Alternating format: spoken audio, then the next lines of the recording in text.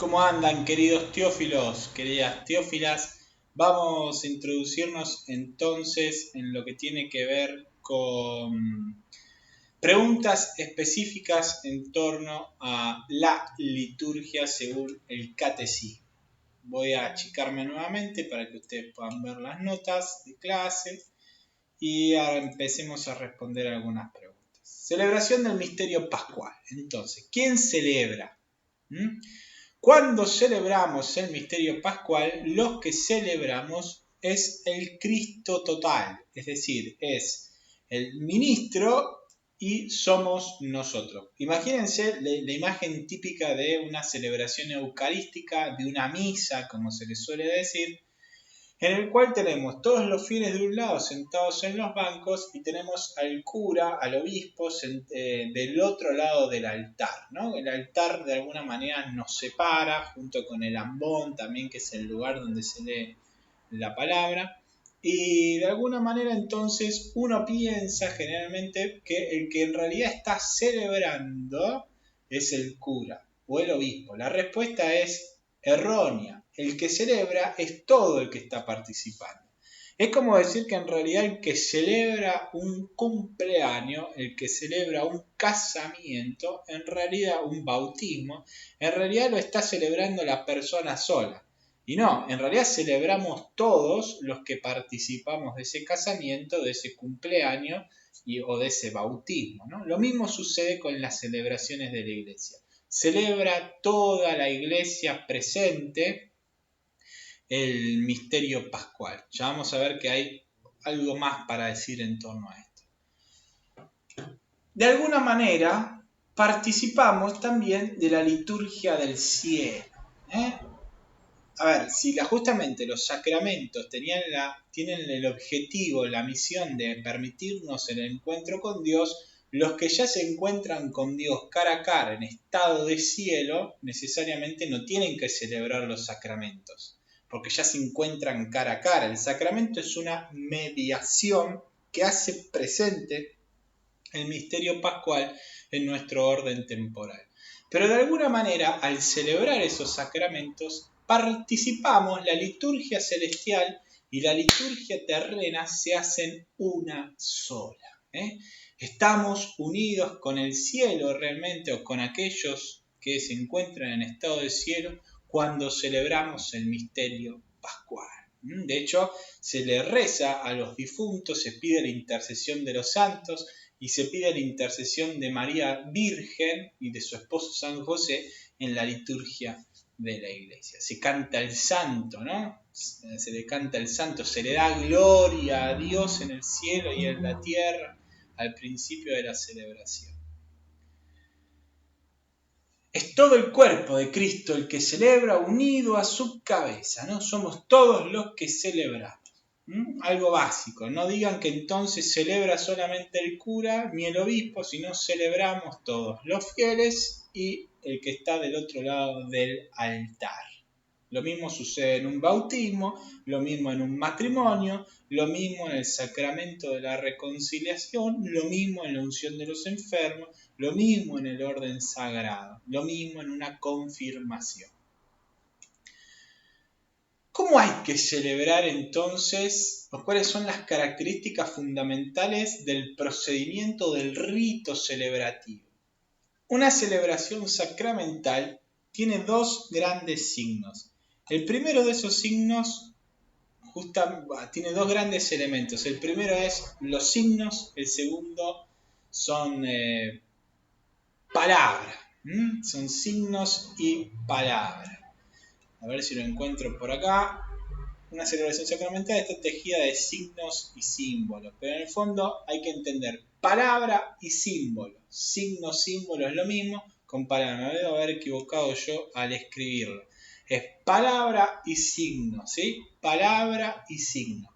Por eso se lee en la primera mitad de la misa la palabra de Dios y en la segunda parte se va al altar a hacer el rito que tiene como elementos el pan y el vino que se transforman en cuerpo y sangre de Jesús. Ahí tenemos signo, tenemos símbolo, ¿no? Que actualiza el misterio pascual. Y del otro lado tenemos la palabra, ¿no? Palabra y símbolo siempre van a estar unidas en la celebración de un sacramento. Ya sea el bautismo, se va a leer una palabra y el gesto va a ser el agua. En la confirmación se va a leer una palabra y el gesto va a ser la unción con aceite. Y así sucesivamente en cada uno de los sacramentos uno va a poder encontrar la parte de la palabra y la parte del sacramento, la parte del símbolo, ¿sí? Hay distintos signos y símbolos, dice el catecismo, eso después ustedes lo pueden profundizar. En el fondo, la creación en sí misma, la naturaleza, son signos de la presencia de Dios. Lo que pasa que no son signos a la manera en que uno considera signo el sacramento. En la naturaleza, de alguna manera, es un signo de la creación, de la majestuosidad, de la belleza de Dios, pero no es que hace presente a Dios mismo de la forma en que un sacramento lo hace presente, ¿sí? Es en sus efectos, básicamente, y en lo que acontece en cada uno de esos signos o símbolos lo que realmente nos interesa. Toda celebración sacramental es un encuentro de los hijos de Dios con su Padre en Cristo y en el Espíritu Santo. Insisto, el sacramento es actualización del misterio pascual. ¿Qué significan todas esas palabras raras? Encuentro con Dios Padre, por los méritos de Cristo, asistidos y unidos a Cristo por el Espíritu Santo. Las acciones simbólicas son ya en sí mismas un lenguaje, pero es preciso que la palabra de Dios y la respuesta de fe acompañen y vivifiquen estas acciones. Símbolo y palabra, como les dije, son elementos centrales de toda celebración sacramental, elementos que a su vez se van a retroalimentar a sí mismos, se van a explicar, se van a iluminar, van a decir algo en torno al otro y de alguna manera uno va a poder profundizar el sentido del otro. La palabra, de alguna manera, en la Eucaristía nos dice lo que el propio Cristo que se va a hacer presente en el altar dijo mientras estuvo en su vida temporal y lo que dijeron las primeras comunidades en torno a este Cristo. Y a su vez también la presencia de este Cristo vivo y resucitado nos ilumina y nos recuerda lo que dijo su palabra, ¿no? Entonces, palabra y símbolo están en circularidad hermenéutica. ¿Cuándo celebrar? ¿Se puede celebrar todo el tiempo un sacramento? Dice el catecismo, la Santa Madre Iglesia considera que es su deber celebrar la obra de la salvación en días determinados a través del año.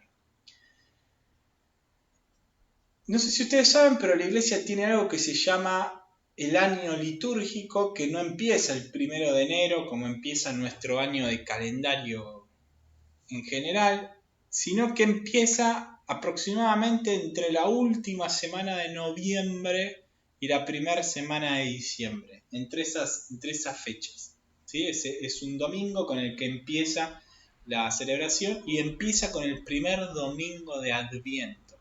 El primer domingo de Adviento cae en esas fechas que les dije, última semana de noviembre, primeros días de diciembre, a preparar la Navidad, que es obviamente el 25 de diciembre. ¿Sí? Con el primer domingo de preparación para la Navidad empieza el año litúrgico.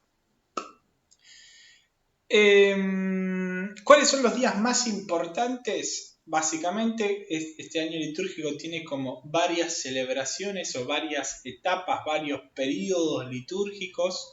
Tenemos el periodo de la Navidad, tenemos el periodo llamado del tiempo de la Iglesia, tenemos el tiempo de Cuaresma, el tiempo pascual, que es el que estamos terminando, que termina con Pentecostés, próximo ya a celebrar esta fiesta, y después vuelve otra vez el tiempo ordinario hasta el mes de noviembre, que en alguno de sus últimos domingos se celebra la solemnidad de Cristo Rey del universo, conmemorando de alguna manera esa parucía que va a venir en algún punto, y termina el año y empieza el otro.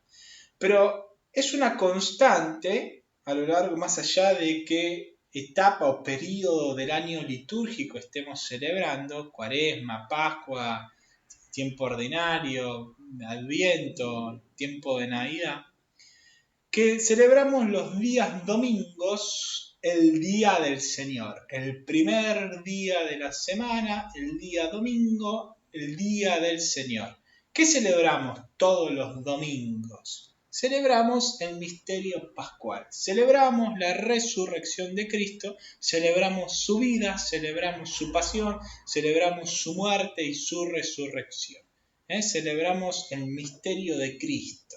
Misterio de Cristo crucificado y resucitado, que nos permite entrar en comunión con Dios nuevamente.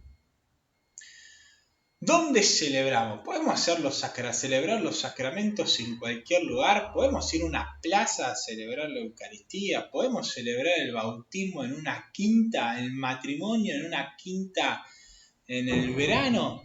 Bueno, la Iglesia va a ser bastante específica con algunas cuestiones y con sentido. El culto en espíritu y en verdad, entiéndase la liturgia, no está ligado a un lugar exclusivo. Toda la tierra es santa, toda la tierra es obra del Señor, es benévola, ¿no?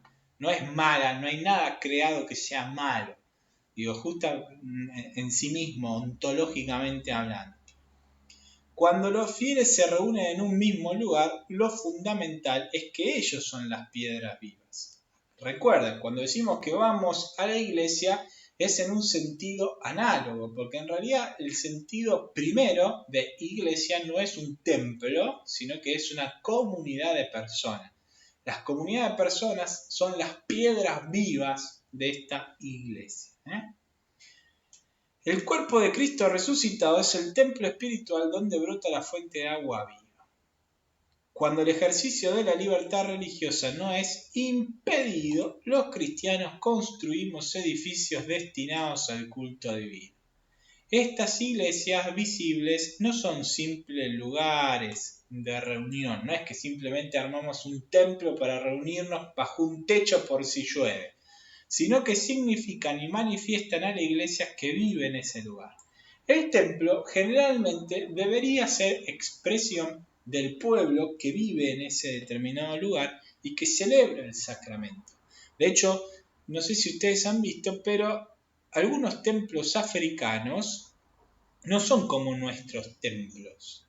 Y no porque por una cuestión de falta de dinero o por una cuestión de que no tuvieron la oportunidad quizás alguno de conocer otras partes del mundo. Pero simplemente porque el templo es el lugar donde la comunidad se reúne y como en tu casa vos ordenás la casa a fin de que exprese tu identidad, lo mismo sucede con ese templo.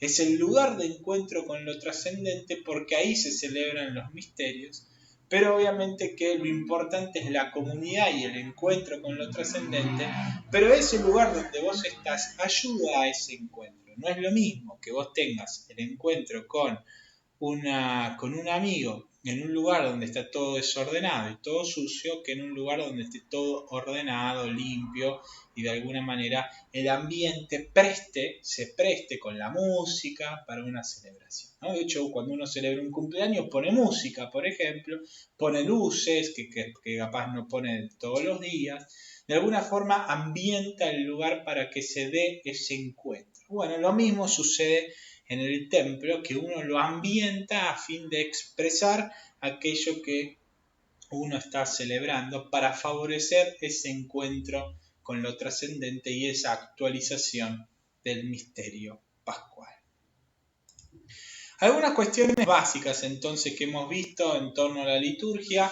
Lo importante que a mí me interesa que les quede es que la liturgia no implica estar centrado solamente en el rito, obviamente que es la parte central, pero que si eso no tiene ninguna implicancia en la vida diaria, entonces nos quedamos en un mero ritualismo. Un cristiano ritualista en el fondo no termina de ser un cristiano pleno. El cristiano es aquel que en ese rito se encuentra con lo trascendente, cambia su vida y por lo tanto cuando sale al mundo busca de alguna manera servir a la humanidad, predicando la palabra, pero no insistiendo de forma proselitista, sino invitando con su propio comportamiento. Quizás en algún momento surja la posibilidad de hablar del Evangelio, hablar de este tal Jesús y decirle a la humanidad que Dios la está esperando para encontrarse con ella. Así que bueno, les voy a dejar una actividad como para que ustedes profundicen algunos conceptos, que puedan de alguna manera tener en claro este marco conceptual, porque es el marco conceptual para todos los sacramentos específicos que vienen después. Así que bueno, que tengan una buena semana y nos vemos entonces en una próxima clase.